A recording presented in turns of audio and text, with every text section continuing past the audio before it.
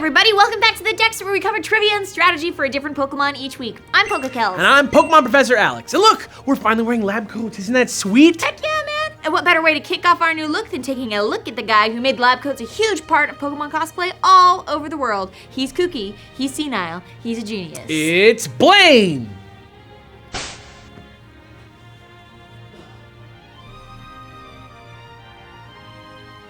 No, it's not.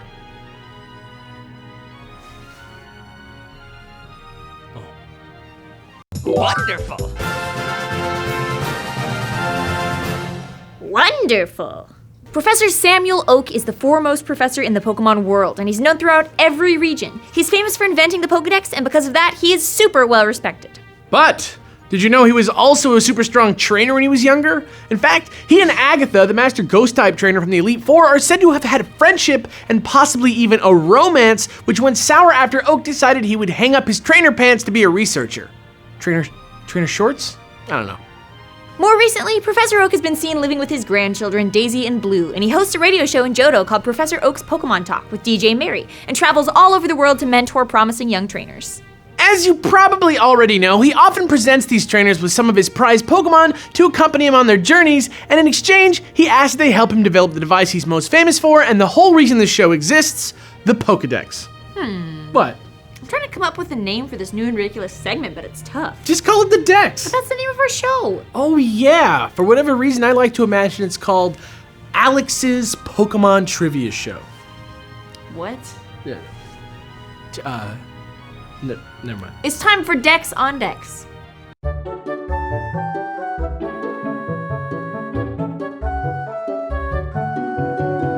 Translated from Japanese, the Pokedex is known as the Illustrated Pokemon Encyclopedia, and as we've said a million times by now, it's Professor Oak's claim to fame.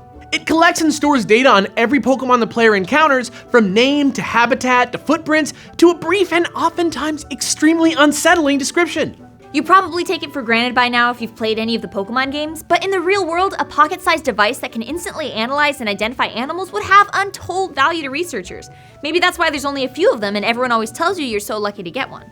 Now, of course, the end goal of the Pokedex is to catalog every Pokemon on the planet, but considering how closely people and Pokemon live their lives together, doesn't it seem a little crazy that they still haven't seen them all by now? Well, actually, naysayer, Homo sapiens have been around on our planet for about 200,000 years, and we still discover like hundreds of new species per year. Like the Diane's bare-hearted glass frog. I like to call him Kermie. In fact, most animal research in our world has been done in the past few hundred years. So you go, Professor Oak. You're actually kind of like the Darwin of Pokemon. Psh, and people call you kooky. You're not kooky. You're smart.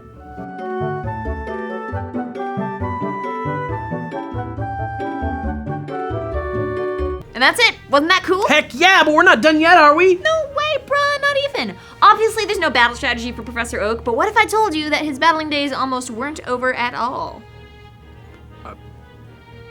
I'd be interested to find out a little bit more about that. Well, yeah, that's what I'm about to do. Oh, yeah. It's time for Pokemon Behind the Balls. Great.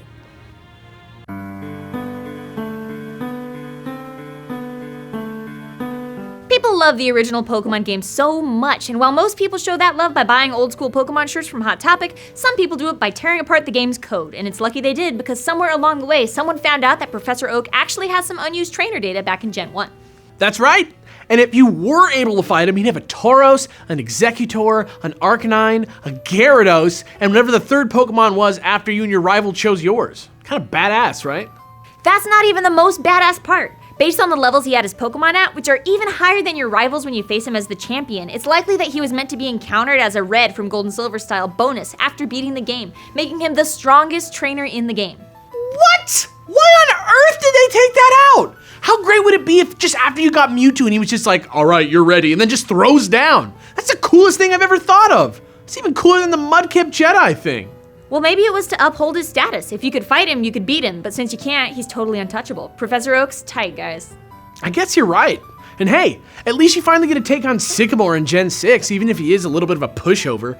Maybe it was a reference to the ultimate Gen 1 showdown that never was, who knows? You never know what you'll find behind the balls.